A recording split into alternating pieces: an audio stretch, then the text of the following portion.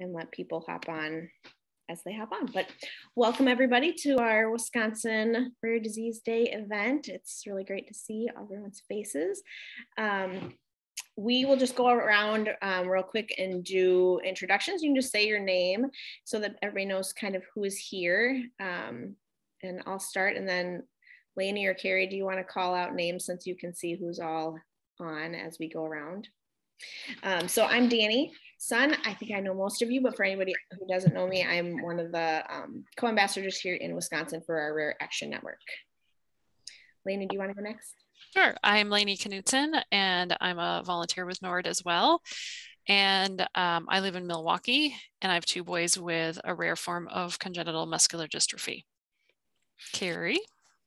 And my name is Carrie Engelbrecht. I'm the other state ambassador for Wisconsin RAN. I have a son with Addison's disease, a dad with frontotemporal dementia, and I am passing on the advocacy gene, I guess, to my son, who is vice president of student for NORD at Madison, and is joining on this also. Then Kristen, do you want to go ahead and introduce yourself? Sure. Good afternoon, everyone. Thanks for joining today. I'm Kristen Angel. I'm the Associate Director of Advocacy here at NORD, and I'm calling today from cold Connecticut. So I know we have very similar weather patterns. You guys might have had this ice storm that we're having now. But I'm excited to be here, and I get the pleasure of working with your fabulous ambassadors every day, and they're just amazing, and they do such a great job. I'm looking forward to the event today. And then also representing NORD, I think we have Elise on here. Yep. Elise, do you want to introduce yourself? Sure. Hello, everyone. My name is Elise Patel, and I serve as the Western Region State Policy Manager for NORD. Excited to be with you all today. Thanks, Elise. And then I'm just going to go in order as I see it on here. I've got Shannon, do you want to introduce yourself? We'll hear more from you later, but. Sure. Hi, everybody. I'm Shannon Burkhoff. I live in Kenosha, Wisconsin, and I live with the rare disease narcolepsy. And then Kevin, if you'd like to quickly introduce yourself and Judy. I'm Kevin Cushman. This is my wife, Judy. Our son, Colin, was born with Krabbe leukodystrophy, and he passed in 2019. And we're from Wisconsin Rapids, Wisconsin. Thank you. Therese. Hi, I'm not sure how to Zoom. I don't know if you can see me. This is my first meeting. Zooming. I'm from Milwaukee, Wisconsin. I have a rare disease called Derkham's disease. It is a fatty connective tissue disorder with like lipomas and angiolipomas all over my whole body. It's a very painful disease. And right now, I guess I'm just working with my daughter to help her because she's exhibiting a lot of the symptoms that I exhibited early on with my disease. And she's not been diagnosed yet, so it's very frustrating. So, hi. Thanks for joining us. Christine Brown. Hi, this is Christine Brown. I will be at my destination in 9 minutes. I live in Eau Claire, Wisconsin, and I'm the executive director of the National PKU Alliance and have 2 children with PKU. Great, thank you for joining us. Tabitha, you want to introduce yourself? Hi, I'm Tabitha Frank. I'm the founder and president of Endometriosis Foundation with Rare Disease and Endometriosis. I'm at the doctor's getting infusion treatment, so I can't have the video on today.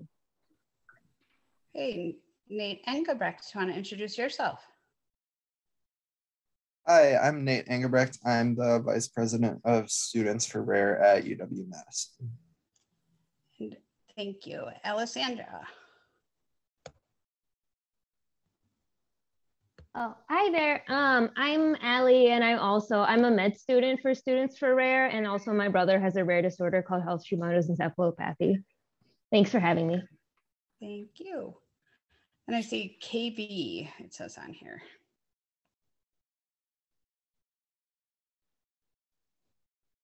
Okay. Moving on, Brooke. Hi, my name's Brooke. I'm a student at UW-Madison, and I'm in Students for Rare. Thank you.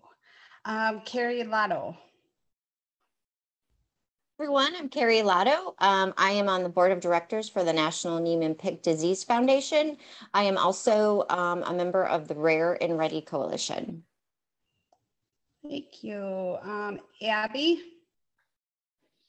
Hi, I'm Abby. I'm the president of the Students for Rare at UW-Madison. Thanks for having us. Thank you. Margaret. Hi, I'm Maddox. I am also an exec member on Students for Rare Club at UW-Madison. Great, thanks for joining us. Chris Lotto.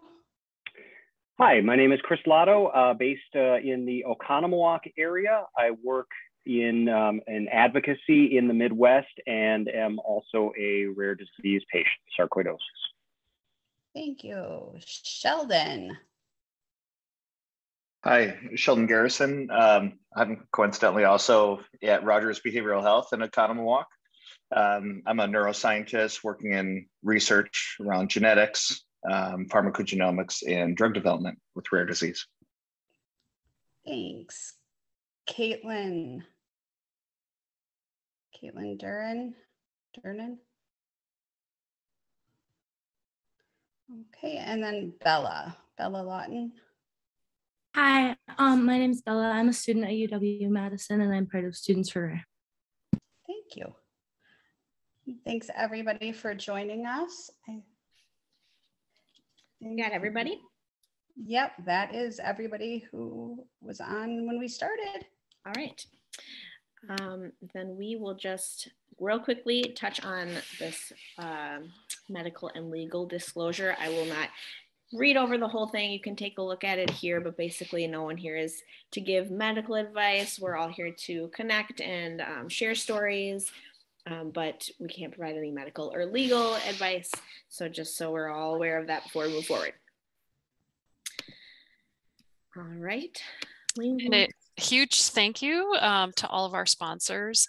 Obviously, they're not just sponsoring our Wisconsin rare disease event. They are sponsoring all of NORD's rare disease events this month. And so we're going to start with a short video, or a movie, I should say. And this was part of the Rare Disease Channel, or Rare Disorder Channel's film festival. And we're going to meet Tess and hear her story. Oops, sorry about that. Oh boy. Oh, you know what? I think it won't let me. I have to stop sharing for a minute. Do you want to share it? Or sure. Okay, I can. Go ahead and do that. I'll stop sharing. Yep, just give me a second here.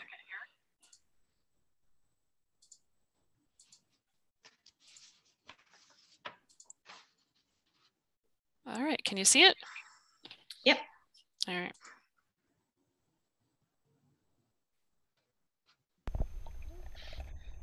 This is Tess. We faced long, scary months, thinking she was the only one of her kind in the world. When she was born, we knew she was a little bit different. You know, she wasn't like her older brother, and it took us a long time to kind of figure out what doctors to bring her to. Before long, it was undeniable. Tess was falling months behind the other kids. This is the story of Tess, a tenacious little 7-year-old. You'll hear about how she was all alone in the world and how we asked for help from, of all things, the internet. You'll hear about what happened in Texas and what a certain Frenchman predicted. From the get-go, Tess had a bunch of stuff going on that made things tough. We learned her eyes have trouble telling her brain what she sees. Her hips were out of whack. Makes it hard to stand, let alone walk. There were other things too, with digestion, with her not talking. Was there something making all this happen to her? Was there a name for what she had? To find out, we started genetic testing, round after round, each time coming up with no answer. They even mapped her genome, and eventually they crossed everything off their list of known diseases. And we got the results about 2 years ago, and no one knew what they meant. It just said, mutation of unknown significance. In other words, we were forced to give up our search for a genetic answer about our tests.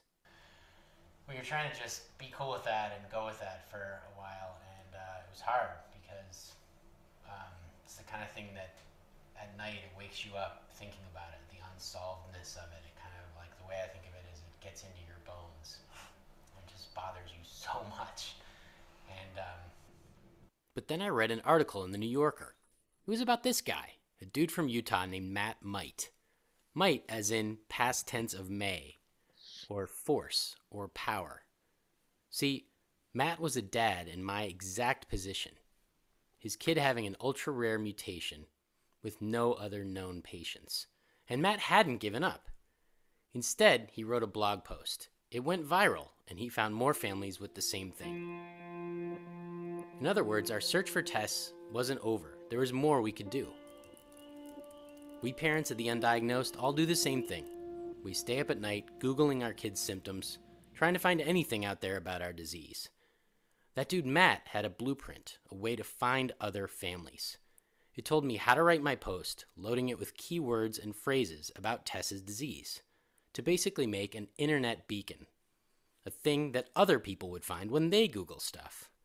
My wife and I decided to try. I followed Matt's blueprint and wrote about Tess. And we figured, all right, we're going to start this journey of trying to find people. It's going to take months. It might take years. Maybe we'll find one other person. It took 12 hours. It took 12 It was so fast. It was literally the following day. I got an email from this guy, Mike Fountain.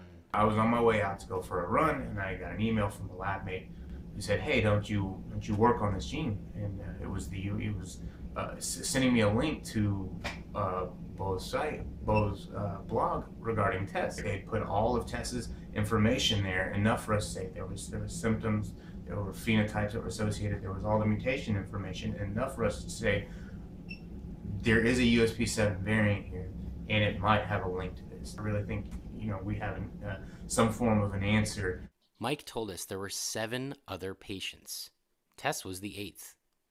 He put us in touch with his boss, Dr. Christian Schaff, the geneticist at Baylor who studies the USP7 gene. He explained what USP7 does. USP7 here stands for ubiquitin-specific processing protease number 7. It's an important protein that has a role in the processing of proteins as the body has to decide whether proteins within the cell should be recycled or should be degraded. What if USP7 doesn't work right? These are the symptoms that we've seen in Tess. When she was little, she had neonatal hypotonia, also called low tone, feeding problems, intellectual disability, autism, abnormal brain MRIs, eye problems, crossed eyes, GI issues, namely reflux or GERD, definitely some speech issues, can't talk, and when we talk to her, we can't be sure what she understands. Really short for her age, and she's always had motor issues. Didn't walk until age 5. She's had a hard time picking stuff up, holding it, that sort of thing. And then we found out for the first time what it's like for other kids with the USP7 mutation. Last week, we just met 6 other families, got all of these families together, and you look at these kids and they look like siblings more so than they look like they're real siblings. They have so many shared features. At the conference, we learned about the other symptoms that Tess doesn't have: seizures, behavior stuff, tight joints, hypogonadism.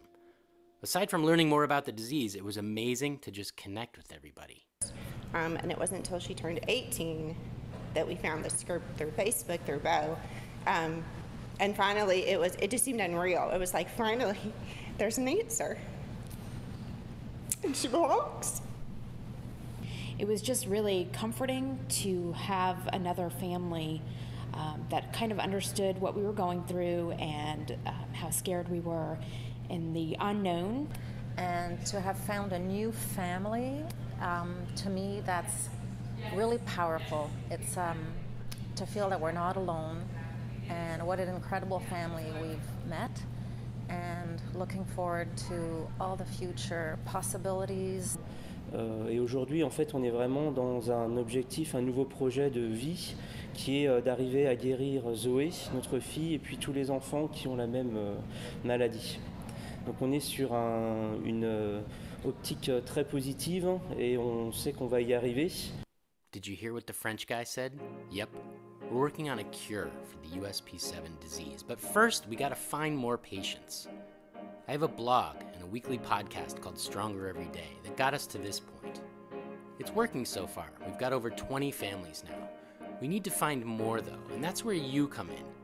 Tell everyone you know about us, about this whole crazy story about USP7, about Tess and Zoe and Ella and Justin and Clara and all the other kids.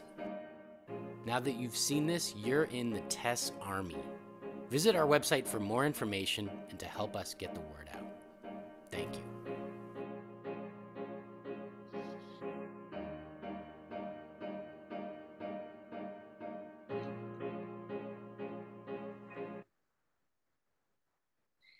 Lainey, perfect. We'll just leave it on here for the film discussion, and then I'll pick back up and share my screen once we're done with that. Yeah, so that short film then just showed, a lot of what, like the tenacity, grit, and connections that help families persevere through rare diagnosis. Does anybody just from watching that have any feedback, any stories that, you want to share just from seeing that?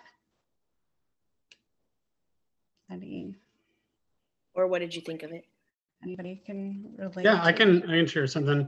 It really hit home with the feeling a part of a group. When Colin was diagnosed, we just felt very isolated and alone. And being able to meet other people, our world got so much bigger, and it was nice to be able to connect with people that understood and truly got what we were dealing with and really what Colin was dealing with. So we could relate to a lot of what was being said.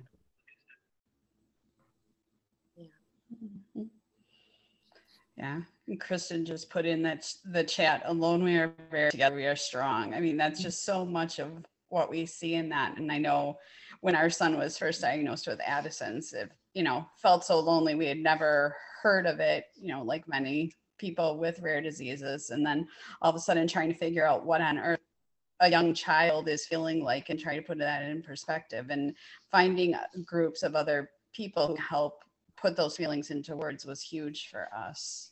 Mm-hmm. Anybody else have something that they can share right away? Or Shannon?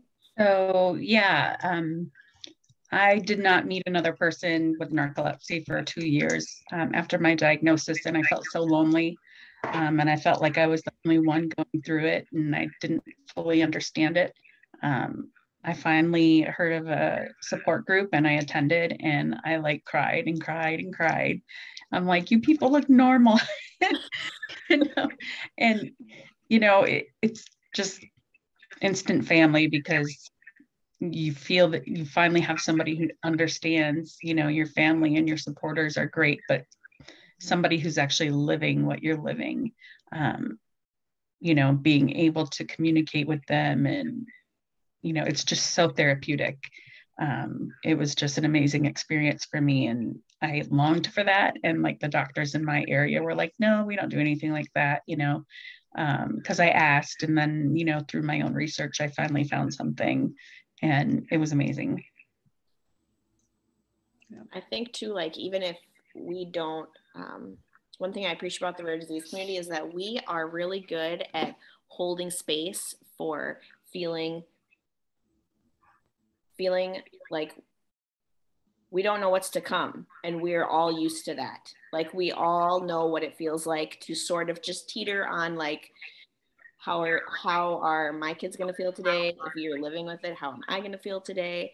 And we don't know what comes in next month or next year or whatever, but we are really, all of us practiced at that. So even if we aren't experiencing the same disorder or disease, we can relate. And it's hard to find people that are like that. I mean, I think we all saw through the pandemic how much everybody relies on stability.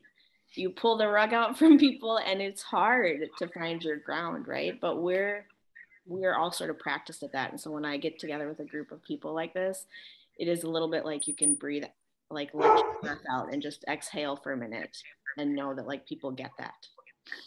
I really appreciate that. I feel as though every time I meet somebody with narcolepsy, I learn something new about myself that I didn't know was narcolepsy. Like there's so much there that you don't realize, and so that alone is glad to, you know, people and learn about yourself. Yeah, that's cool. So anybody else have anything to share after watching the video? You know, we saw the tenacity and, you know, everything they went through to, you know, not only Tessa's family, but the other families in there to find people, just like Shannon saying how long it took to find somebody. You saw the other family in there that said they didn't find somebody with their daughter's diagnosis for 18 years. And I mean, to live that long, to go through all those, you know, doctor's appointments, all that, feeling so alone, the tenacity and perseverance that it takes to keep searching for those answers for your child, and then also those connections, you know, as a loved one of somebody with a rare disease or the person with the rare disease. You know, I think we can all relate to. And the creativity. I mean, man, I love that that he figured out what words you need to use to put in the search in order for your site to pop up. You know, like how creative that is. And I know people, I mean, gosh, several people here, when they have experienced a diagnosis and they don't have the support they need, they just make the space and they make a space for people to come and get connected, and they make a nonprofit or start a registry for patients to get connected. Like, it's just really incredible and like humbling to be a part of this community, because we just make things happen, you know, like all of you just make things happen. And that's really, really cool. I can share a story. So I've been working at NORD going into 8 years in a few months. And, you know, we've come across a lot of folks, and the commonality is, you know, it's interesting to, when people first come into the organization or come to an event, they don't realize how many others have, whether it's a different diagnosis, but very similar issues. And we had a gentleman that called my office who got my line one day, and he was very distraught. He was very depressed, and he was very sad. We were his last ditch effort. He came across us, you know, just on the internet, and he contacted us and asked, you know, what resources do you have for this disease? I don't know anything about it. It's debilitating. It's, you know, and he shared he was super depressed and, you know, contemplating suicide. We helped him out, connected him to, there was no organizations with this specific disease state, but I kind of went online with a search, and ended up searching the name of the disease on Facebook. And interestingly enough, a private group popped up for this disease, and I wasn't able to get in it, but I sent him the link to it, and I sent him the admin of that group, and I said, try to reach out to this individual. It looks like they are the admin of the group and they can let you in. I think there was 150 people in the group. He was very appreciative. The next day he contacted me, and it was like talking to a completely different person. He got into the group and realized there was over 500 people in the group, and almost all of them had the diagnosis, if not a loved one of theirs did.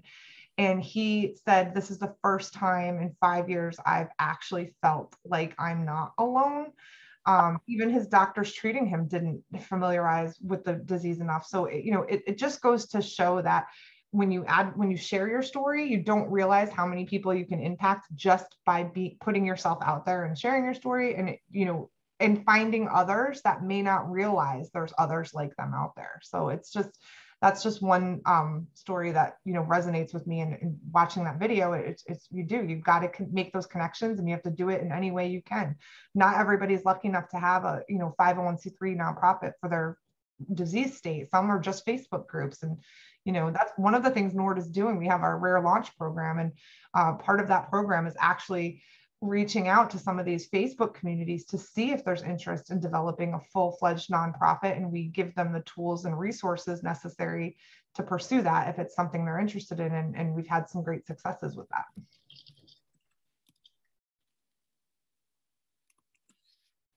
Thanks for sharing that, Kristen.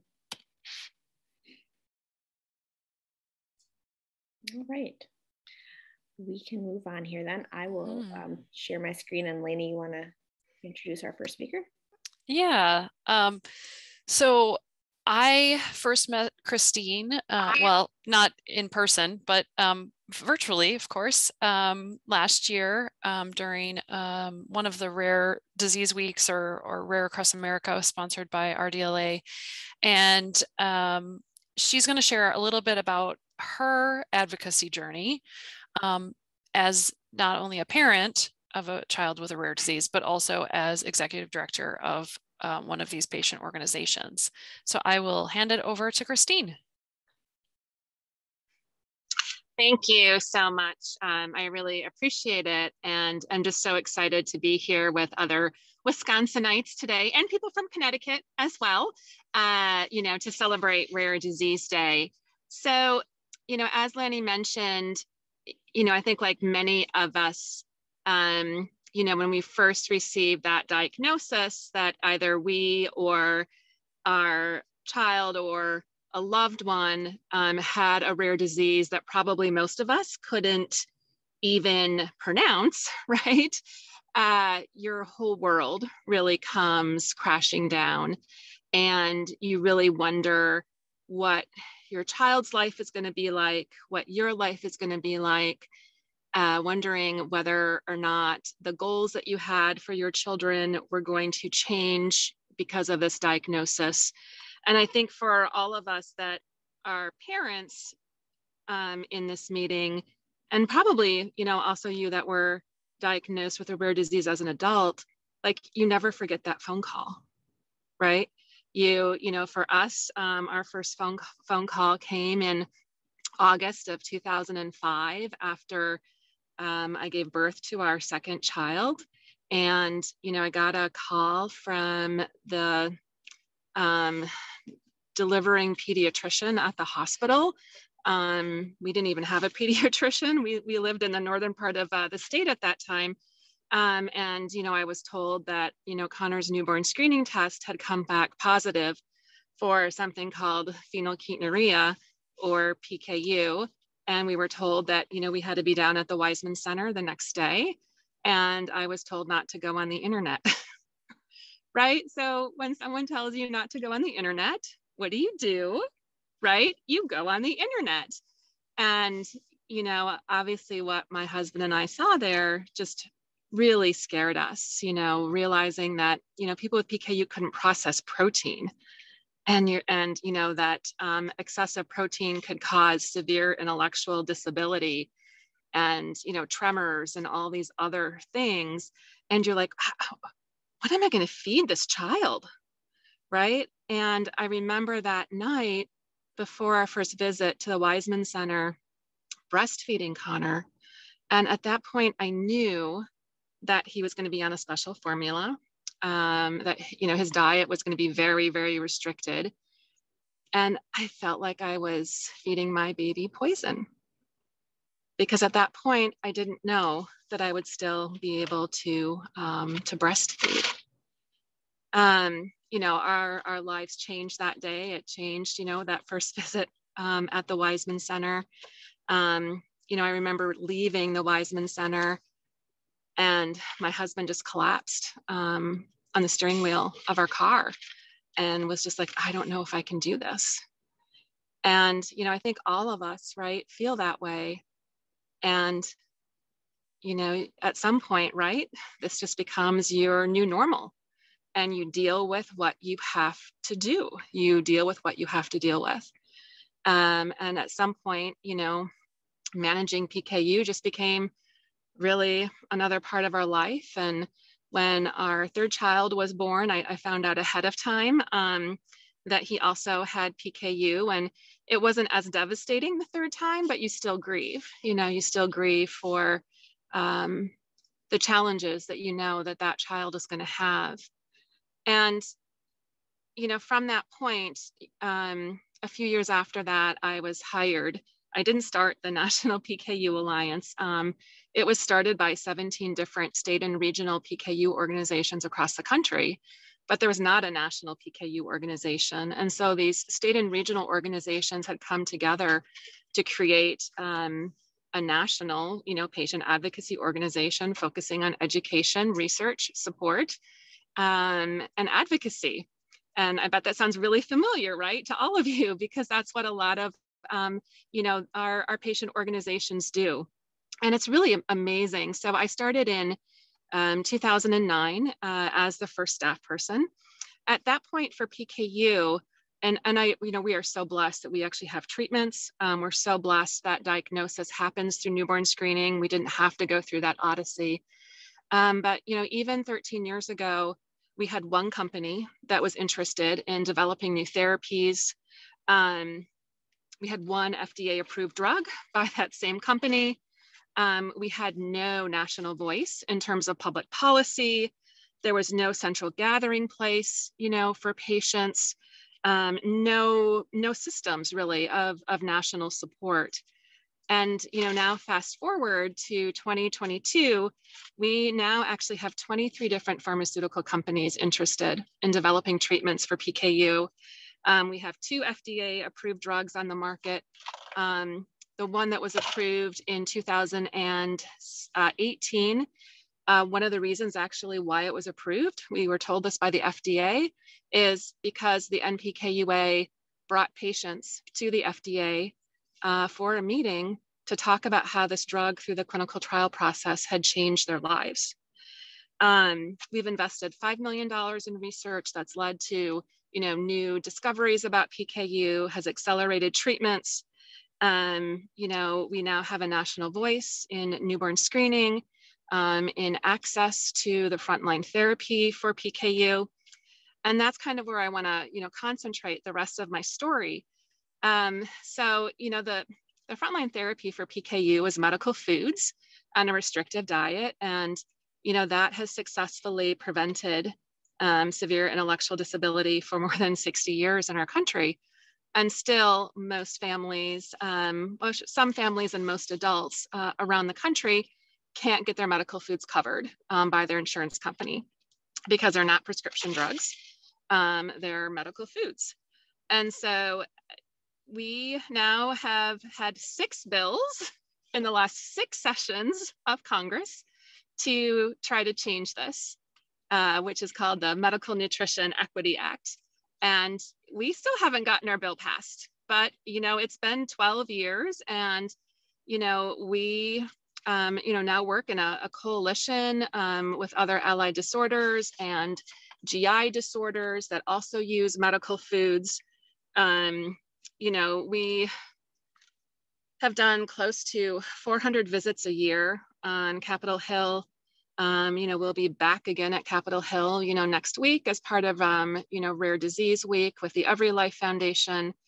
Last year, we had more than 3,500 emails sent to our congressional offices around the bill. Right now, we have, I think, close to 100 co-sponsors, bipartisan support in both the House and the Senate. You know, we're hoping that this is our year before midterms. But, you know, we're just going to continue to be persistent.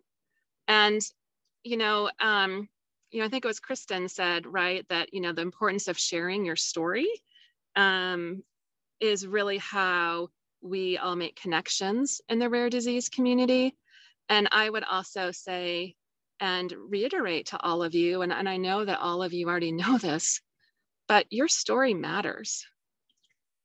You know, it matters to your community. It matters to your elected officials. It matters to other people that find you that have, you know, a similar disease or the same rare disease. And, you know, I think, right, we all know, you know, that image, right, of like a drop of water that, you know, goes into a lake or goes into a, well, actually probably a pond, right, or a puddle as hopefully snow starts to melt here in Wisconsin, and how that one drop creates like all of these different ripples, right? And that's what makes our story matter. No matter what rare disease you have, what, you know, your loved one has, every one of us, when we share that story, we create that ripple. And, you know, I'm sure that, you know, all of you, right, on the phone, we've contacted our legislators about, you know, the rare disease that affects us personally, about the issues in the rare disease community that are so important to all of us. And sometimes, right, you just get radio silence back from your legislators. And I just encourage you all, because we're going to continue to do it as well. You just got to continue to push. You just got to continue to be persistent and never forget that your story matters. So I'm just really excited to join you here today. And I hope that, you know, at least something that I said resonated with you or helped recharge you, right? Because, you know, sometimes this journey, you get a lot more challenges than you do successes, but I know that eventually we all will prevail. So thank you.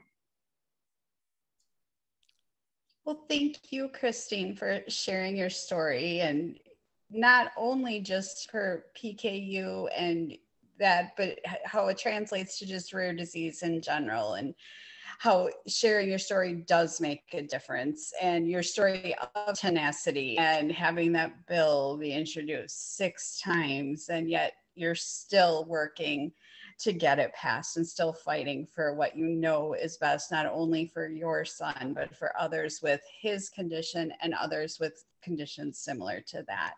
Your story is really one that needs to be shared, and hopefully people here got not just information from it, but inspiration from it, and you know, kind of leads them to want to make changes, you know, for either their disease or, you know, in the lives of those around them for the better. So thank you for sharing with us. We appreciate it. Oh, you're welcome. It's an honor to do that. Thanks. And then with that, we're going to turn to our next guests who have been kind enough to join us today. Kevin and Judy Cushman. They are caregivers to their son who, as Kevin mentioned in the introduction, passed away from Kreb-A in the last couple of years, and they'd like to share their story with us today. Kevin and Judy, thank you. Yeah, thank you. I'm just going to tell you a little bit about what Colin went through.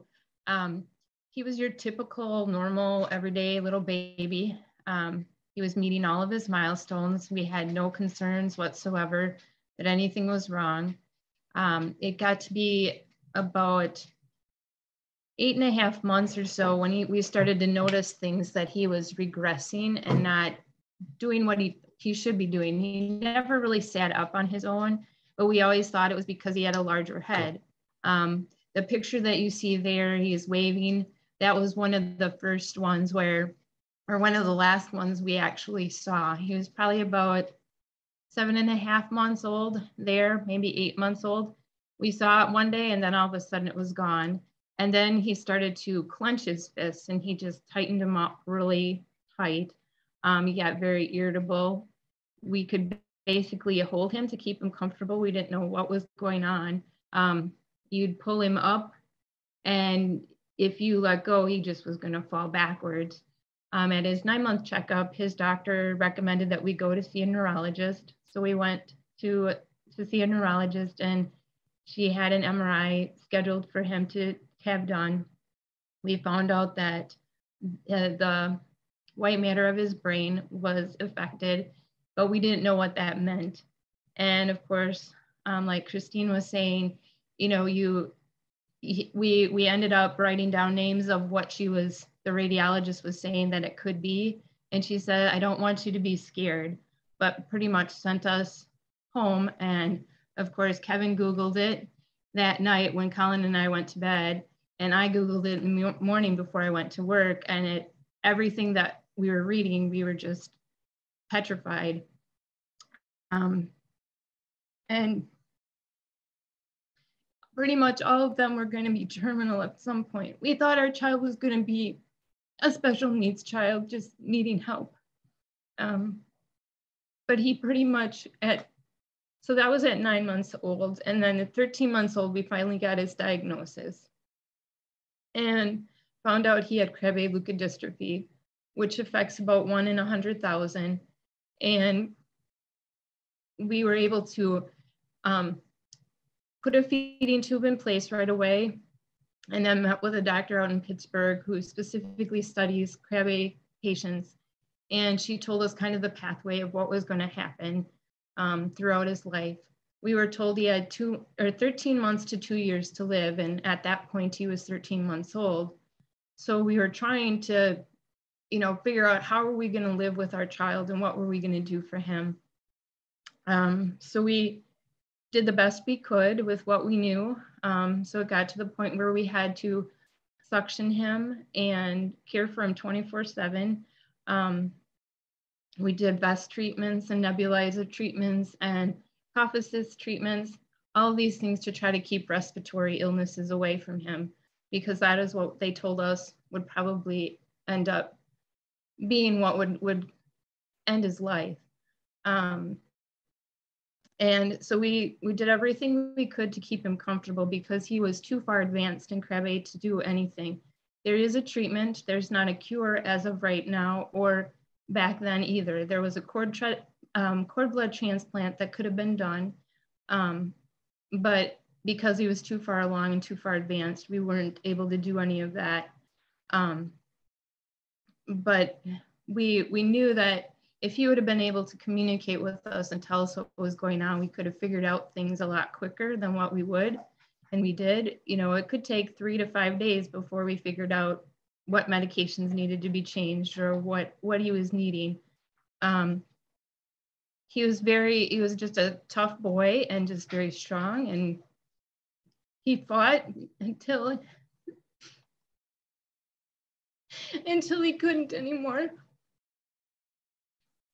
We had him for 8 long years and loved every second of it. Yeah, we were certainly very blessed. You know, when your child when you're told that your child has a life expectancy of 13 months to 2 years, and they're diagnosed at 13 months, to have him live 8 years and 18 days is incredible. You know, we were very blessed that he was able to fight that long. Not all kiddos with Krabbe, you know, have that story. A lot pass, you know, a lot sooner. So we were very fortunate that we were able to have Colin for that long. And one of the things that I had told Colin, you know, shortly before he passed was that, see what you did? I promised him that I was going to get Krabbe added to the newborn screening panel in Wisconsin. And we've been working on that for quite a few years. You know, we started back in 2014, you know, 2015. I really didn't know what I was doing. I just contacted, you know, our local senator's office and said, hey, I have an idea for a law. And they said, all right, what is it? So I told them very briefly about Colin and about his story, and, you know, that, you know, at that point, and still currently, there is no cure, but there is some treatment. And that treatment is, ultimately, it still can be very life-changing. You know, like Judy was saying, you know, Colin never walked, he never talked. You know, so early on, you know, when we were still learning about the disease and learning, about Colin and his signs. It could take, 4 or 5 days to figure out what was bothering him. And during that time, we'd watch him struggle and suffer. And it was extremely difficult, to watch your child suffer and know that there's nothing that we can do at that moment, because we could really only do like one thing at a time, so we could eliminate, if we did too many things at a time, then it was a matter of, well, what worked, what didn't. So as we got, sorry, English majors, more used to, his signs, it took a while. But once we got used to it, we were much quicker in being able to adjust our care, according to what his needs were. So having, a treatment that could give him the ability to communicate would be huge. I've always said that I knew more about Colin's disease than I'll ever know about him, which is just mind-blowing. When you have a child for 8 years and you know nothing about him because he could never talk. I don't know what his likes were. We held him all the time. I gave him kisses all the time. Maybe he hated that. We'll never know. And it's extremely hard as a parent. So having a treatment that can give your child that ability would be huge. It'd be life-changing for all of us. Being able to be a little more comfortable, letting, him experience more things in the community. We were certainly very concerned about, Colin getting sick. Because if, Colin got a cold, typically that ended up putting him in the hospital. So we were very careful about where we took him. So having this treatment, the kiddos could go to school, they could go to friends' houses, they could do all these different things. So, that was very important to us. It's something that we did not get to experience. And we wanted to make sure that when the next child in Wisconsin is born with this disease, that they have this choice.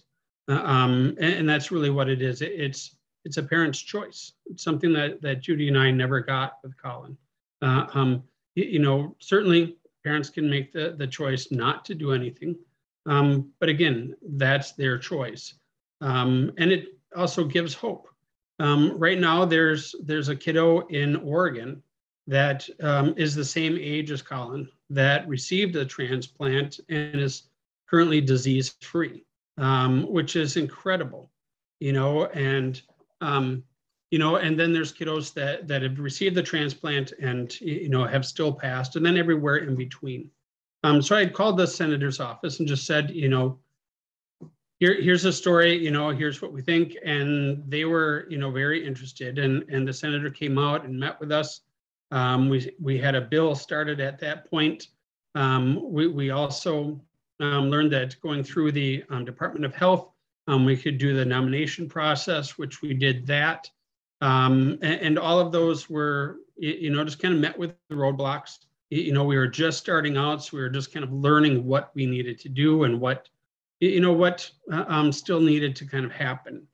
We've gone through the nomination process multiple times now with the Department of Health, and it's been extremely frustrating. We certainly have gotten the feeling that, they seem like they're just putting up as many roadblocks and red tape and hurdles to jump over to try and get us to go away. But they don't know me. I am extremely stubborn. And I also, like I said, I made a promise to Colin, and that is, a promise that I'm going to keep. I'm not going to give up. There's certainly been many times that I've just felt like, forget it. I'm done. I can't do this anymore. So I just take a step back, and you just kind of have to, regain your thoughts, just kind of disconnect for a little bit. And then, the fire starts going again, and you keep, moving forward. So we started addressing the issues that the Department of Health was had put out there as their concerns. One was cost, which now the cost is zero for the state because they just recently started screening for Pompe. Another thing that there was their concern was the false positive rate, which now there's published data saying that it's zero. So that's another, point in our favor. But it doesn't seem to matter. The Department of Health, for whatever reason, it just, it blows my mind. They kind of keep putting up these roadblocks and keep saying, as soon as you meet one of their goals, they kind of go, well, okay, but then there's this, and then there's this. So it's extremely frustrating. But, we're not giving up. We currently have another bill in the Senate or with our senator. It's gone further than what I think any of us have thought that it would do. It's gone through the subcommittee for the Senate and has passed. It's gone through the subcommittee in the House and it has passed. So what that means now is that it would have to go to the full Senate and to the full House. Before they can do that, they kind of have to make sure that they would have the votes to move it to the next step. And the senator's office is working on that. So we're hopeful. But we also, when we kind of know the backstory, the behind the scenes story, that it certainly appears that the Department of Health is kind of, taking some behind the scenes steps to kind of tell certain people, and influence that they're against it, and they're meaning DHS. So we're kind of losing some support that way, and so it's extremely frustrating, to seemingly, continuing to fight an uphill battle, even though when we look at it, it certainly does not seem to be like it should be uphill. But we're certainly very biased, in this situation. It's a disease we certainly wouldn't wish on anybody. But if there was another Krabbe child born, it would be, I think, another straw in or arrow in our quiver to get this to the goal, to the across the finish line. But like I say, we're not going to give up. We're going to keep going and until we get this finished. When Colin was diagnosed, I worked at a church. I did youth ministry, and several years ago, 3-4 years ago, the pastor at our church at that time said that he wanted to write a book about Colin. So he did do that, and this is it, Undercover Superhero. It really kind of, goes through Colin's life, and as well as, our life, especially parents. It's a really good, a good story. So there's a link there if you're interested. I think that's it. For those that are being advocates, I guess the biggest thing I can say is just don't give up. It's chances are it's not going to happen right away, although there are, with Krabbe disease, there are a few situations where states have just jumped right on and passed it into law, and others that, like Wisconsin, that are just kind of dragging their feet. So that's the biggest thing, is just to not give up. It's okay to take a step back and refocus and regroup. But yeah, just don't give up. So thank you. Thank you both for sharing your story, for being here, for always being supportive of the rare disease community here in Wisconsin and making connections. And I am grateful to know Colin through you both. And I feel like I didn't know what Krabbe was at all when I met you. So you are really honoring his legacy and his story. So thank you for not giving up and for reminding us to not give up. So I am going to not cry and introduce Shannon Burkhardt to all of you. She is a dear friend of mine, and she and I met several years ago at Rare Disease Week in DC. And she lives in Kenosha, and she lives with narcolepsy. And I'm not going to say too much because she is a powerhouse rare disease advocate and speaker. And so Shannon, you go ahead and take it away. Thanks, Danny. Yeah, I gave you 3 pictures. I told you to choose one. Just pass them all up on there. This is the Shannon show right now. This is your part. Go for it. Oh my goodness. So this is amazing. It's good to be back with my family again because it's been so long. I have had the honor of meeting Kevin and Jody and hearing their story about Colin, and just the blessing it is that you have been in my life and other people's lives, and we are backing you up, and we are as a family supporting you, and helping you with legislature when need be. And that's the great thing about social media, is we're able to do that kind of thing together easily, quickly, having it all formed out for us, and all we have to do is sign our name and send it off. I mean, it's really not much to do, but every vote counts, every piece of email counts for that. So we are praying that will come to fruition really quickly. And I know that we also met the family with Pompeii that got the newborn screening passed as well. So these are things that are happening in our own community by helping one another. And that's why, I love not just my own rare disease group, but rare disease as a whole. So anyways, like Danny said, my name is Shannon Burkhardt. I apologize. I do have a little tickle in my throat, but I do live in Kenosha, Wisconsin with my husband of 26 years and our daughter that's a freshman in college now.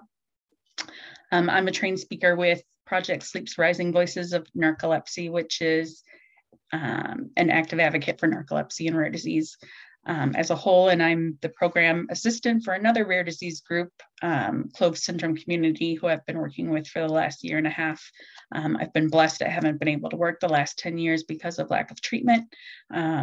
There has been 3 new treatments available in the last 3 years for narcolepsy, and one of them has, been helping me tremendously, and I'm able to work again part-time. So that's a huge win. Just a brief history of myself. I have a background in healthcare and business, managed a 77-chair dental clinic, and also had a successful career in real estate before I started falling apart, as I like to say. Once I enjoyed volunteering at church, school, and my community, and I was very ambitious with everything I did. I had a dream of getting my pilot's license one day. That was something that me and my best friend always said we were going to do. So that's just kind of interesting about myself. But once I turned 30, something changed. I began having cognitive difficulties. Forgetfulness, brain fog, lack of concentration, progressive sleepiness, falling asleep during the day unintentionally, and missing appointments. I'd always prided myself in doing a good job in everything I did. So this was very hard on me, feeling like I was letting people down and like I was a failure. I became depressed and frustrated, like many of you have, going through your diagnostic odysseys. I started dropping my activities one by one because I just didn't have the energy to do it anymore. And it was very depressing for me. And I felt like I was losing myself. My doctors had brushed my symptoms off and thought I was overreacting. I would tell them that I was too tired to function, yet we never considered I had a sleep disorder. I felt like I was losing myself. I ended up taking a leave of absence from work. I felt like I had become a liability and was no longer able to do my job, filling out legal contracts and such as a real estate agent. So I was no longer bringing an income in and into my household, and that really bothered me as well. feeling like a disappointment. To appease me, my doctors finally referred me for a sleep study to rule out sleep apnea. I was dumbfounded by my diagnosis of narcolepsy. As many of you have probably seen in the movies, you have an idea in your head of what it is, and it's totally false. I looked at the doctor and I said, I don't fall asleep at dinner with my face in my spaghetti.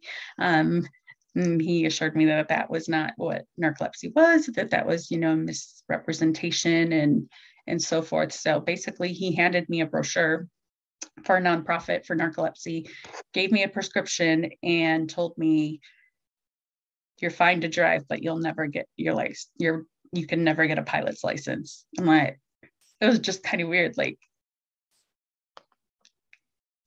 one of my dreams just killed, in that instant, and just kind of in that way was just really like, it was hard to take. Yeah, it's just strange.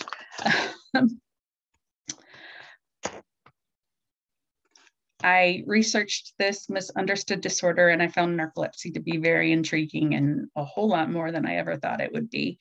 Although I hate that I have it and how it has interrupted my life. This wasn't part of the plan I had, like any of you, to be sick or have family that are sick and have to be caregivers or patients. It's both of them are not fun to do and are very hard to live with.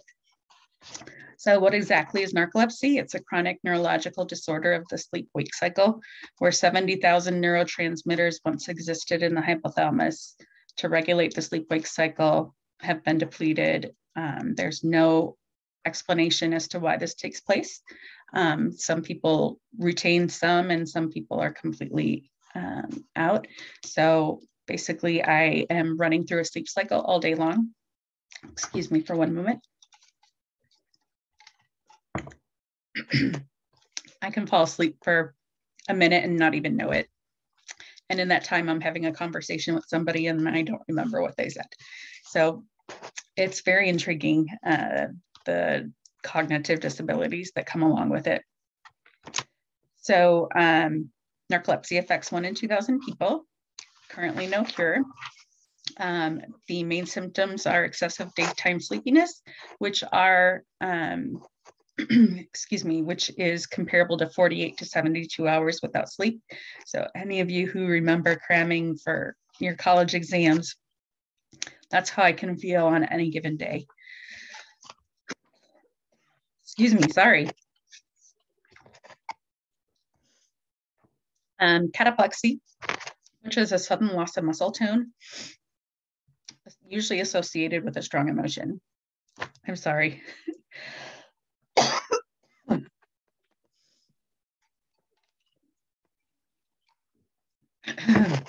Hypnopompic and hypnagogic hallucinations upon falling asleep and waking up, sleep paralysis, disrupted nighttime sleep, and insomnia, which basically my sleep cycle has gone rogue.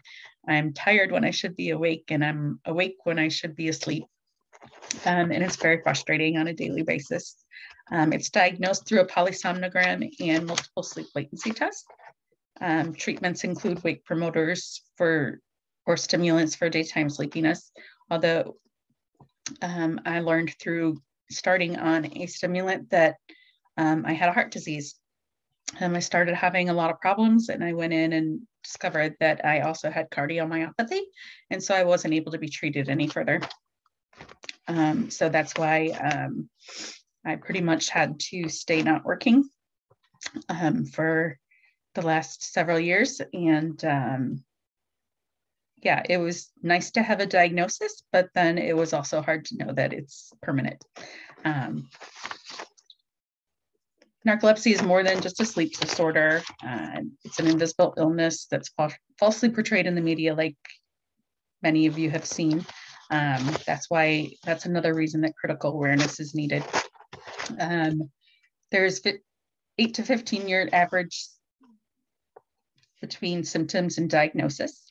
Under 50% of people are currently diagnosed, and the average age of onset is 11 to 25. So sleep disorders need to be ruled out Before thinking a student is lazy or staying up all night in school, I think it's very important for the education to be in the school system so teachers, nurses, counselors can kind of know what to look for. So the signs and symptoms before they start writing off the kids and, you know, them not being able to succeed in school. So that's one thing that we really want to help do and raise awareness in that aspect. So how did I get involved in advocating for narcolepsy and rare disease? In 2016, I attended a narcolepsy meetup in Chicago. That was a collaboration between a narcolepsy nonprofit and a rare disease organization. I knew narcolepsy was a rare disease, but I had no clue there was a whole rare disease community. I was bitten by the advocacy bug and asked how I could get involved. I started attending any conference I could. I've met the most amazing people in the rare community, a lot of you here, and we advocate for each other by sharing information on social media, by acting on legislative asks, and promoting each other's fundraisers when possible. While each of the 7,000 rare diseases are unique, we all face a lot of common obstacles. We all face grief upon diagnosis, lack of resources, feeling alone, finding a specialist that understands our condition. Sometimes, you know, we have to travel to different states, and that can be hard on the pocketbook, and we might not be able to afford it. And now I know that there are organizations out there that can help with that, and that's amazing. I actually was at a rare disease event and speaking with a friend of mine who I had known for several years on social media, but had met her for the first time physically in person. And she pulled me aside and said, "Can I ask you a few personal questions?" And I said, "Sure." And so she asked me a few personal questions, and she said, "I think you might have this other rare disease." I knew that I had more going on, but I didn't quite know where it fit in, and I didn't know where to go. So by meeting this person, she saw in me some features that she had. She referred me to the best doctor in the US at the University of Michigan. And that was just by meeting her at a conference. I'm now been seeing that doctor for 3 years. We're still working on a proper diagnosis. But that alone is just goes out to the community that, you know, we invest in each other and care for one another and hopefully can help others as much as we can by sharing and raising awareness of our stories and those that we know. How can you get involved? Get involved with your specific nonprofits. Volunteers are always needed. Raise awareness on social media channels for your disease groups and others where you can. Attend Rare Disease Day on Capitol Hill and learn how to advocate through legislature. That has been an amazing experience for me. I've gone 3 times now. Educating teachers and school nurses to help provide care for our children while at school and help peers to understand why your child is different to combat the stigma that goes along with that. Offer to speak in medical communities and colleges where possible. Sharing your story, make it personal. Anytime I've spoken at, excuse me, anytime I've spoken at a nursing school or what have you, they're like, wow, I had no clue. And I won't forget what narcolepsy is. And so that's you know, that's amazing that, you know, you can have that much of an impact by sharing your story. Nurses are on the front line of our care, so it's good for them to know more things as well. We can help each other by collaboration and sharing our triumphs and failures so that we can save resources. The best advice I had received from a dear friend while in the depths of my depression was to bloom where I was planted, bloom where you are at. She encouraged me to stop mourning the loss of the life I once had and focus on the present. What can I do now? How can I make a difference now?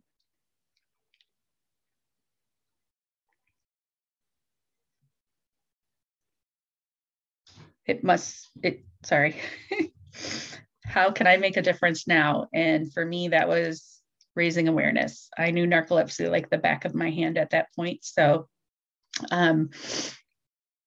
I was able to share my story and raise awareness. I got involved with the nonprofits, and that's how I got involved with Project Sleep and became a trained speaker.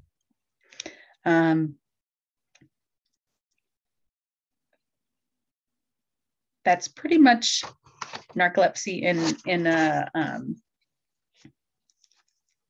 a nutshell. And I just want to thank you for listening to my story, and hope that, the rest of you can share your story and raise awareness, and we're all in this together. So thank you very much, and happy Rare Disease Day.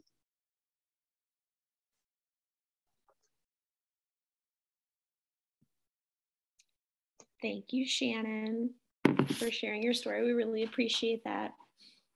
Sorry for my coughing. You're fine. We've all been there. It's okay. Okay, Carrie, did you want to close us out then?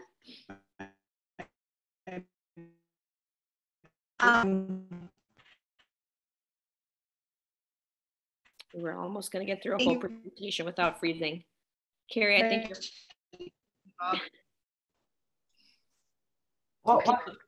Can you all hear Carrie? No, she's cut off. Okay. I'll close us out then. Danny, can I just say one thing? Yeah, go for it. I wanted to let everybody know, I'm putting in the chat right now, on Monday at would be 12:30 Central Time. We're hosting NORD National Rare Disease Day event. And this event is virtual as well. I know everybody's tired of virtual, I'm sure.